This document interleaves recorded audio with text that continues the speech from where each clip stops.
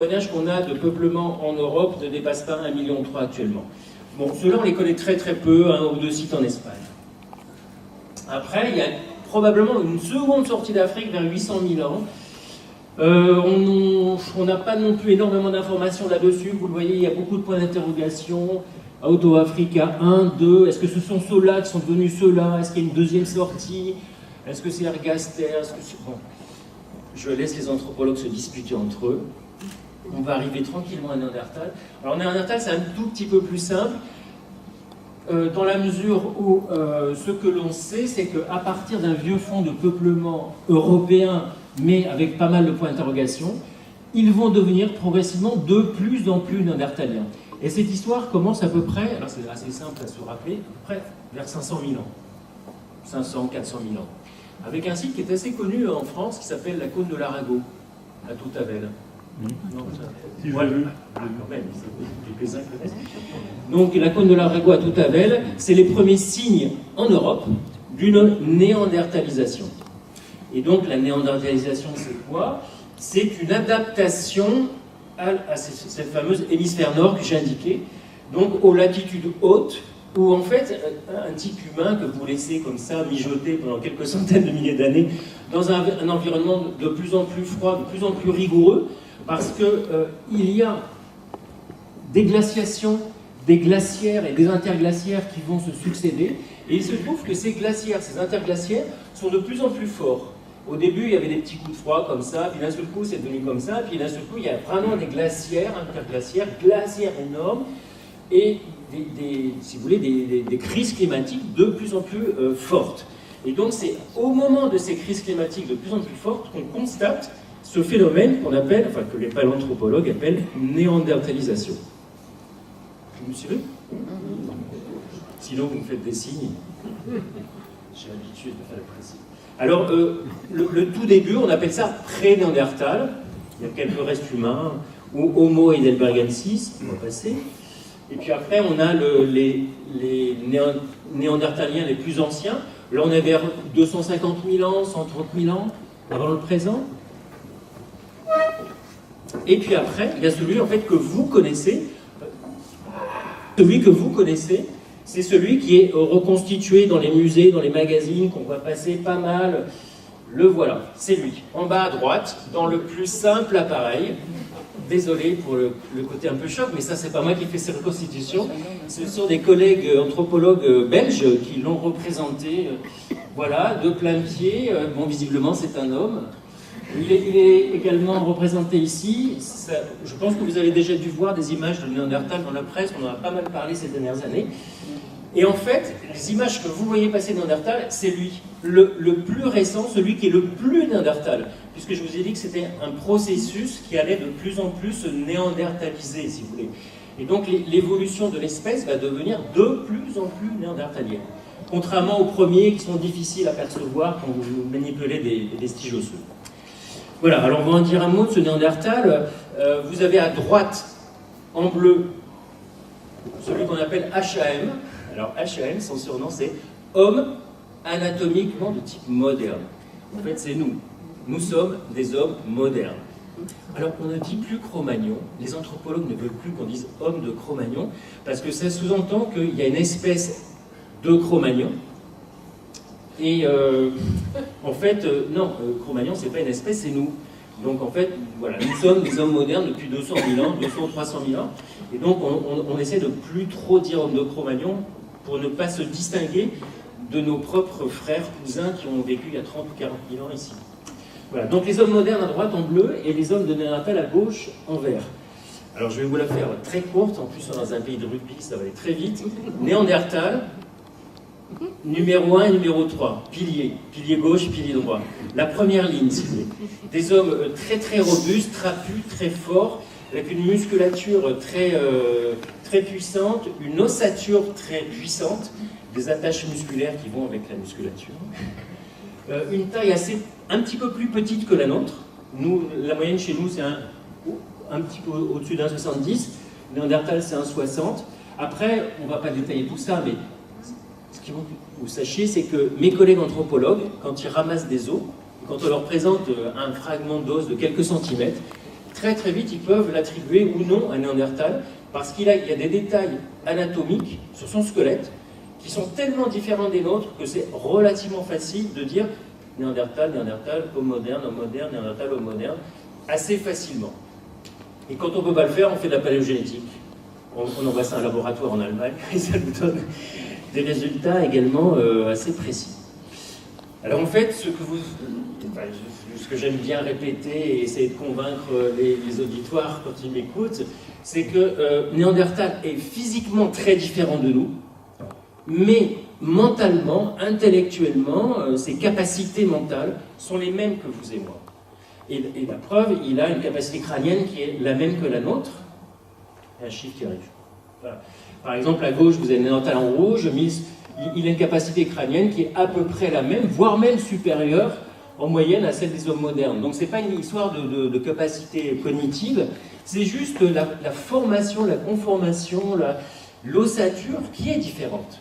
Pour des raisons très simples, c'est une adaptation à un milieu qui est certainement contraint. Et donc, si on fait un bilan, Néandertal, sa vie sonore, si on aligne comme ça des espèces de grands moments d'innovation technique ou culturelle ou symbolique, les premières sépultures, les premières saguets, les premières pointes barbelées, les premières pêches, les premières collectes de coquillages, les premières lames de silex, les premiers colorants, les premiers usages de plumes, etc. Et qu'on met ça sur une échelle chronologique, que vous avez ici en bas, entre grosso modo 270 000 et l'actuel, et donc vous avez sur la partie droite, en gris, vous avez ce qui est attribuable à Néandertal, ou d'ailleurs à ses contemporains en Afrique, à des hommes modernes contemporains de Néandertal.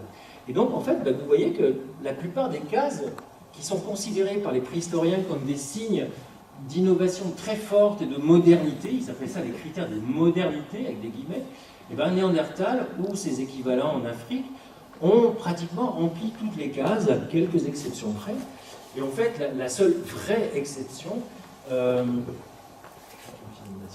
voilà, la seule vraie exception, c'est celle-là, en fait. Enfin, moi, je reste persuadé que la seule super innovation de l'homme moderne, c'est la représentation du monde. Soit homme moderne archaïque en Afrique ou Néandertal en Europe, le processus d'évolution est à peu près parallèle, et les deux humanités, en fait, elles avancent à peu près en même temps.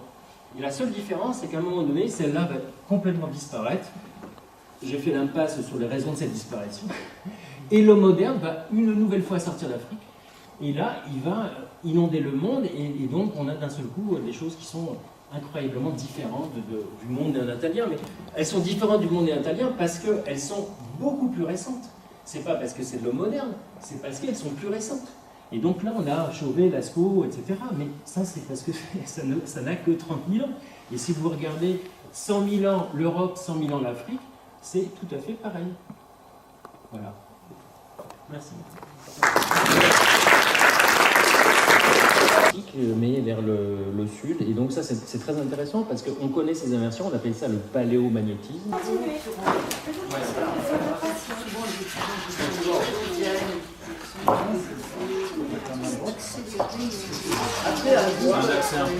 Oui.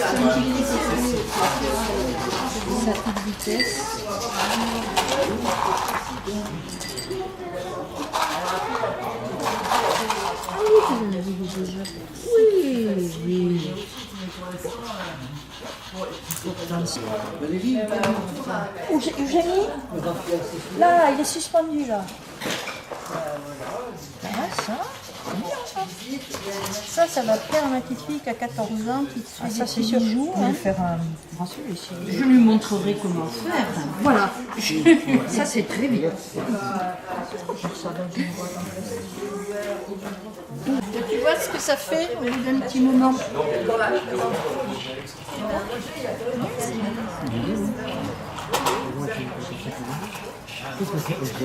C'est de la plastique.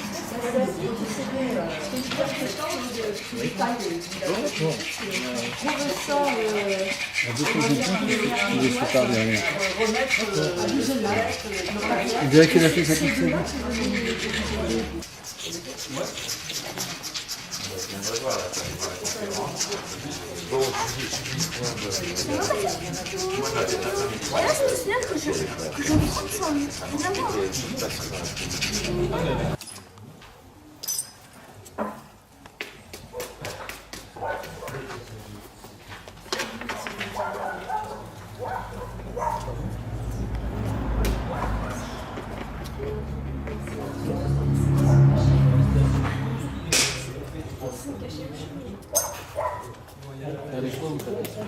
Avec un bois de Rennes. Ouais. C'est la partie, vraiment la partie de la base du bois qui est la plus dense. La plus...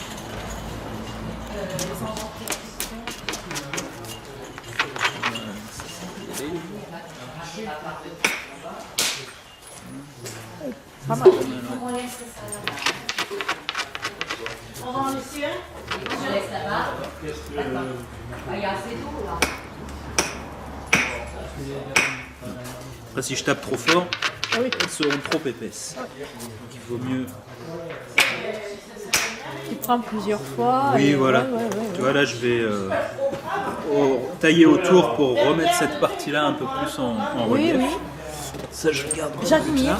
Les touristes actifs. Ah, Voilà. Lui, il taille des silex. Sa compagne, il fait faire des perles. Ma compagne fait faire des perles. Et moi, je fais faire des pigeons. Donc, vous regardez. Regardez ce que vous voulez faire. Regardez d'abord le premier. Ça, c'est pas. Tu veux essayer d'aider après?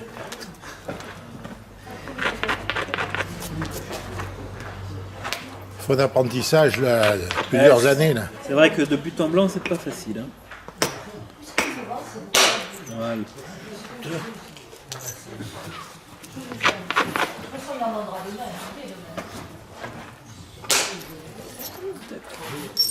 Ouais, c'est Gillette.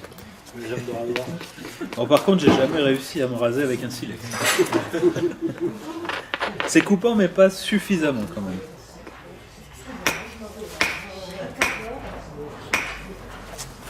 Ça sert à quoi la boule Alors la boule, je l'utilise, c'est un percuteur en grès. Et je l'utilise en fait pour préparer précisément là où je vais taper. Puisqu'en fait, je m'arrange pour taper à l'aplomb d'une nervure. Tape pas n'importe où. Voilà, pour que l'onde de choc, en fait, elle suive la nervure. La nervure ici, elle va guider l'onde de choc. Et donc, il faut que je tape juste en haut. Et comme il faut que je tape sur une surface qui soit quand même suffisamment solide, du coup, je la prépare avec le percuteur en grès. Ça permet de solidifier un peu la Ça permet voilà, de casser tout ce qui est un peu fragile. Ah ouais, d'accord. Ce qui fait qu'au moment où on va... Hop là, celle-ci, elle s'est un peu étalée. Mais au moment où on va taper juste pour débiter sa lamelle, eh bien, en fait, ça va correctement diffuser l'onde de choc. Si je prépare pas, en fait, je peux le faire ailleurs. Par exemple, ici. Ah oui, ça va casser. Voilà, il y a plein de petits bouts qui cassent et qui perturbent en fait l'onde de choc. Si on veut quelque chose de fin, ça marche pas.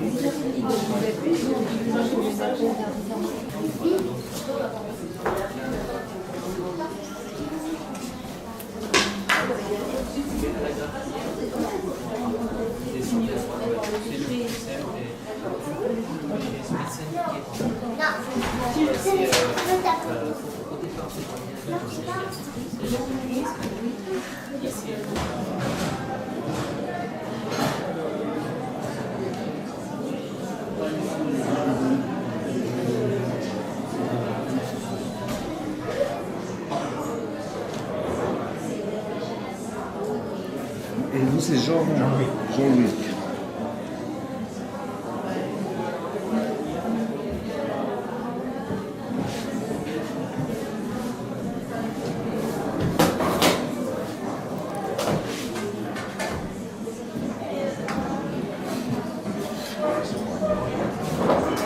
Ah ben non, en tout cas un amateur de chaîne.